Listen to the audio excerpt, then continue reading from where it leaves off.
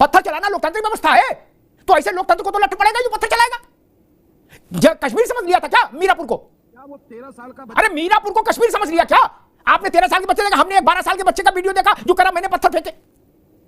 नहीं, ये गलत बात करते हो यार, आप डिफेंड कर रहे हो, आप गलत तो पत्थरबाजी हो रही थी तो उसके लिए और सारे तरीके हैं, लेकिन निहत्थे महिलाओं पे इस तरह से पिस्टल तान देना, वो एक तरह से पिस्टल महिलाओं पे नहीं था अमिताभ जी, इस देश के लोग। किसी राजनीतिक दल में साहस है तो ये कहे कि हम पुलिस छोड़ रहे हैं, हिफाजत में भी छोड़ रहे हैं और चुनाव में भी छोड़ रहे हैं, है साहस तो बोलो। आपको पुलिस पर भरोसा नहीं ना?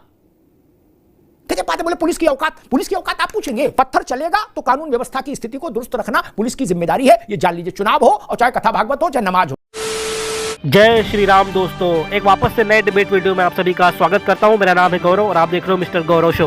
दोस्तों, वरिष्ठ पत्रकार अमिताभ अग्निहोत्री जी का डिबेट वीडियो लेके आ चुका हूं। आप सभी से रिक्वेस्ट है वीडियो को अंत तक जरूर देखिएगा और लास्ट में कमेंट करके जाइएगा। जैसा कि आपको पता है कि कल हमने जो वीडियो अपलोड किया था उसमें समाजवादी पार्टी का प्रवक्ता मनोज यादव जो है किस तरह से जो है योगी आदित्यनाथ जी के जो अपशब्दों का प्रयोग कर रहा था और पुलिस वालों को गुंडा बता रहा था। दोस्तों, आज की डिबेट में समाजवादी पार्टी के एक और प्रवक्ता अशोक यादव जो है वो भी यही बात बोलते हुए नजर आ रहे हैं कि जिस तरह से पुलिस जो है वहाँ पे गुंडागर्दी कर रही थी और अगर पत्थरबाजी वहाँ की जनता कर रही थी तो पुलिस को जो है किसी और तरीके से जो है उनसे निपटना चाहिए था। मतलब इस तरह की बातें करते हुए नजर आ रहा है।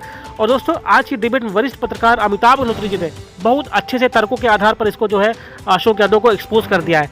दोस्तों, आज की डिबेट बहुत ही ज़्यादा धमाकेदार होने जा रही है। आप सभी से रिक्वेस्ट है अपनी प्रतिक्रिया जो है कमेंट के माध्यम से जरूर दीजिएगा। तो चलिए ज़्यादा देर न करते हुए इस डिबेट को शुरू कर लेते हैं। चैनल पर अगर पहली बार आए हैं तो चैनल को सब्सक्राइब जरूर कर ले। चलिए वीडियो की ओर चलते हैं और मिलते सीधे वीडियो के लास्ट में।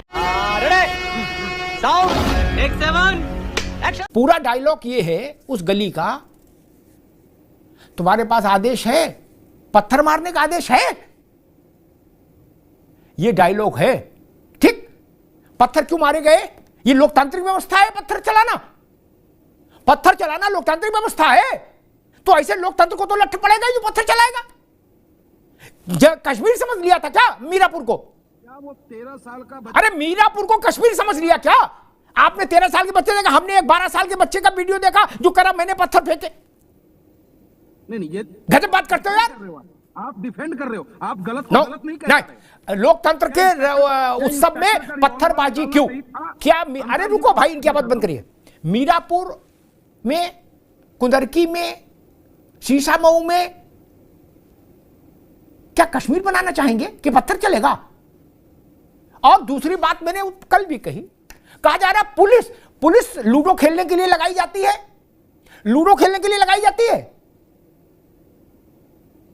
और किसी राजनीतिक दल में साहस है तो ये कहे कि हम पुलिस छोड़ रहे हैं, हिफाजत में भी छोड़ रहे हैं और चुनाव में भी छोड़ रहे हैं, है साहस तो बोलो। आपको पुलिस पर भरोसा नहीं ना?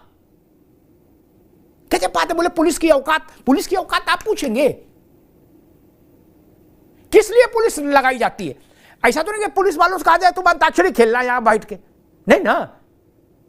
पत्थर चलेगा तो कानून व्यवस्था की स्थिति को दुरुस्त रखना पुलिस की जिम्मेदारी है। ये जान लीजिए, चुनाव हो और चाहे कथा भागवत हो चाहे नमाज हो। अशोक जी, आज मैं आपके सांसद को सुन रहा था, जियाउर रहमान वर्क को, है शफीकुर रहमान वर्क साहब के पोते को, वो सांसद है संबल, उनको इस बात पर एतराज कि ये जो संभल की जामा मस्जिद है इसके बाहर पुलिस क्यों है इतनी चारों तरफ से? पुलिस से इतनी क्यों चिढ़ाए? पुलिस नहीं रहे, क्यों नहीं रहे? पुलिस बनी है लॉ एंड ऑर्डर मेंटेन करने के लिए, लेकिन योगी सरकार की पुलिस क्या कर रही थी उस दिन चुनाव के दिन? ये सवाल अपने आप में यक्ष प्रश्न है। और जो बात आप उस दिन के लिए कह रहे थे, जो पुलिस का जो इंस्पेक्टर था जो पिस्टल ताने हुआ था, आपने कहा कि पत्थरबाजी हो रही थी, तो पत्थरबाजी हो रही थी तो उसके लिए और सारे तरीके हैं, लेकिन निहत्थे महिलाओं पे इस तरह से पिस्टल तान देना, वो एक तरह से पिस्टल महिलाओं पे नहीं था अमिताभ जी, इस देश के लोकतंत्र। एक मिनट अशोक जी, एक मिनट फिर आप बोलिएगा। मुझे ये कहने की इजाजत दीजिए, जैसे आपने कहा वो पिस्टल, जैसे ना कि जयप्रकाश जी को लाठी पड़ी थी तो कहा था देश को लाठी पड़ी, आपने उसी से तुलना कर दी। अच्छा है, कोई दिक्कत नहीं, देश पर पिस्टल तान दी हम मान लेते। तो मैं भी ये कहने की इजाजत आपसे चाहूंगा कि मतदान के दौरान पत्थर फेंके गए जिन गलियों से, वो भारत की आत्मा पर पथराव था, वो भारत के लोकतंत्र पर को घायल करने की साजिश थी। वो कैराना को, वो कुंदरकी को और मीरापुर को कश्मीर बनाने का षड्यंत्र था। अशोक जी, अब आप कंटिन्यू करिए। अमिताभ जी देखिए, जिस तरह मैं आपकी बात मैंने स्वीकार की, मेरी बात भी आप स्वीकार करो भाई, ऐसा तो नहीं हो सकता। अमिताभ जी देखिए, 2015 में एक मूवी आई थी बाहुबली, उसमें एक राजा का चरित्र चित्रण किया गया था। जो राजा, उसका नाम भल्लाल देव था, वो राजा क्रूरता का, अन्याय का, अत्याचार का प्रतीक था वो राजा, और उसके सामने जो उसका जो प्रतिद्वंदी था वो जनता का सेवक था, जनता का प्रिय नेता था। वही स्थिति कमोबेश आज उत्तर प्रदेश में है। एक तरफ भल्लाल देव टाइप का राजा है और दूसरी तरफ बाहुबली टाइप के हमारे नेता राष्ट्रीय अध्यक्ष जी हैं, लेकिन वो भल्लाल देव राजा ये नहीं समझ रहा है कि जो लोकतंत्र है ये, और लोकतंत्र में पावर जो जनता के हाथ में होती है। जनता ने 2024 के लोकसभा चुनाव में भल्लाल देव को दिखा दिया है 62 से 33 पटक के, लेकिन उनके समझ में नहीं आ रहा है कि बाहुबली तो जनता का सेवक है और जनता आज नहीं तो कल जनता उसी बाहुबली को सिंहासन सौंपने। कन्नौज की एक बूथ पर एक नीरज मिश्रा नाम का नवयुवक था, वो भारतीय जनता पार्टी की तरफ का बूथ एजेंट था। अखिलेश जी उस बूथ पर गए, कहा अरे भाजपा का एजेंट कैसे, इसका सिर काट करके लेकर के आइए, और संदूक में उसका सिर काट करके लेकर आइए, और 2 दिन बाद उसकी हत्या कर दी समाजवादी पार्टी के गुंडों ने। तो समाजवादी पार्टी इस तरह का लोकतंत्र चाहती है। वो चाहती नहीं पुलिस के हाथ में पिस्टल हो, वो चाहती है पुलिस के हाथ में चूड़ियां हो। जिन लोगों ने अयोध्या में निहत्थे कार सेवकों पर अंधाधुंध गोली चलवाई, सरजू का रंग लाल कर दिया, आज वो लोग पुलिस के ऊपर सवाल खड़ा कर रहे हैं और पत्थरबाजों के हिमायती बने। भारतीय जनता पार्टी बड़े बड़े ढिढोरे पीटती थी, बड़े बड़े ढोल नगारे पीटती थी, मोदी जी के विचारों की विजय, योगी जी के विचारों की विजय। लेकिन ये जनता ने चुनाव में देखा अमिताभ जी कि महाराष्ट्र में और उत्तर प्रदेश में जो नजारा देखा, उस जनता को इस बात का बिल्कुल क्लियर कट हो गया, शीशे की तरह साफ हो गया। ये मोदी जी योगी जी के विचारों की विजय नहीं है, ये भारतीय जनता पार्टी के बांटे गए पैसों और पुलिस के पिस्टल की जीत है। पैसा और पिस्टल की जीत है, मोदी और योगी के विचारों की जीत नहीं है। ये बात बिल्कुल शीशे की तरह। लोकसभा का चुनाव हुआ, समाजवादी पार्टी ने 37 सीटें जीती, अपने जीवन की सबसे बड़ी उपलब्धि हासिल की। कैसे कर ली भैया? जब मुसलमानों को वोट ही नहीं देने दिया गया तो आपकी तो 7 सीट नहीं आनी चाहिए थी। फिर M5 में अगर M को वोट ही नहीं देने दे रहे ये लोग, अवधेश जी के लोग, पार्टी के लोग, तो फिर आपकी सीट कैसे आई? अशोक जी, 15-16 का समय रहा होगा, अखिलेश जी की सरकार थी उत्तर प्रदेश में, और दिल्ली में मोदी जी आ गए थे। एक कार्यक्रम में हमको भाषण देना था, वो भी थे, अखिलेश जी भी थे। क्या मालूम मैंने क्या कहा था? मैंने कहा था कि किसी को अच्छा लगे या खराब लगे, प्रदेश का चेहरा मुख्यमंत्री होने के नाते अखिलेश यादव और देश का चेहरा प्रधानमंत्री होने के नाते नरेंद्र मोदी। क्या मेरे लिए लोकतंत्र का मतलब यही है। अच्छा लगे तो 1 गिलास पानी पियो और बुरा लगे 2 गिलास पी लो।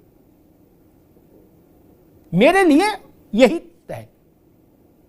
मैं इसीलिए जनता के द्वारा चुने हुए मुख्यमंत्री और प्रधानमंत्री के संदर्भ में कभी सस्ती और हल्की टिप्पणी नहीं करता। ये उनका अपमान नहीं है, ये जनता का अपमान है जिसने माथे पर तिलक लगाया है। राज तिलक जनता करती है भाई। कोई परिवार करता है क्या? नहीं। कोई पार्टी कर सकती है? नहीं। कोई मोहल्ला कर सकता है? नहीं। कोई एक बिरादरी कर सकती है? नहीं। कल जो भी परिणाम आए उसे लोकतंत्र की विजय के रूप में स्वीकार किया जाना चाहिए। चुनाव आएंगे जाएंगे, लोकतंत्र अक्षुण्ण रहना चाहिए, उसकी मर्यादा, उसकी गरिमा अक्षुण्ण रहनी चाहिए।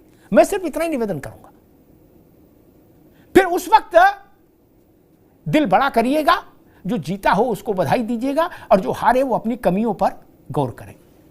27 का ये सेमीफाइनल है, ट्रेलर है, 27 थोड़ी ना है। 27 में तो समय है। जो पीछे रह जाएं कल दौड़ में, वो 27 के लिए अपना स्टेमिना और डबल करें, फिर 27 में लड़ाई लड़ने जाएं। लेकिन लोकतंत्र को लांछित मत करिए। धन्यवाद। मजा आया। खत्म, bye bye, tata, good bye, गया। तो दोस्तों वीडियो हो चुका है समाप्त, और यहाँ तक वीडियो देखने के लिए आप सभी का धन्यवाद। आप सभी से रिक्वेस्ट है कि अगर चैनल पे पहली बार विजिट कर रहे हैं तो चैनल को सब्सक्राइब कर लें, साथ ही साथ बेल वाला आइकन प्रेस करके ऑल पे क्लिक कर लेना, जिससे जब भी हमारा वीडियो अपलोड होगा उसका नोटिफिकेशन आपके फ़ोन पे आ जाएगा। तो चलिए दोस्तों थोड़ा वीडियो की बात कर लेते हैं। और वीडियो में देखा आप लोगों ने आज किस तरह से जो है समाजवादी पार्टी के प्रवक्ता अशोक यादव किस तरह से जो है जो पत्थरबाज जो थे उनको जो डिफेंड करता हुआ नजर आ रहा है, और पुलिस व्यवस्था के ऊपर जो है सवाल निशान उठा रहा है। मतलब पुलिस वाले अगर अपनी सुरक्षा अपना मतलब अगर आप दंगों को रोकने के लिए अगर थोड़ा सा सख्ती कर देते हैं तो इनको बहुत बुरा लग जाता है। मतलब इनके हिसाब से पुलिस वालों को चुपचाप बने रहना चाहिए, भले वहाँ पे पत्थरबाजी हो रही हो। दोस्तों वरिष्ठ पत्रकार अमिताभ मल्होत्रा जी ने इनको जो है तर्कों के आधार पर बहुत अच्छे से धो दिया है। और कल का वीडियो भी आप लोगों ने देखा जिसमें मनोज यादव जो है कुतर्क करते हुए नजर आ रहा था। दोस्तों वीडियो कैसा लगा कमेंट के माध्यम से अपनी प्रतिक्रिया जरूर दीजिएगा। तो चलिए मिलते हैं आपको किसी और वीडियो में, तब तक के लिए जय श्री राम।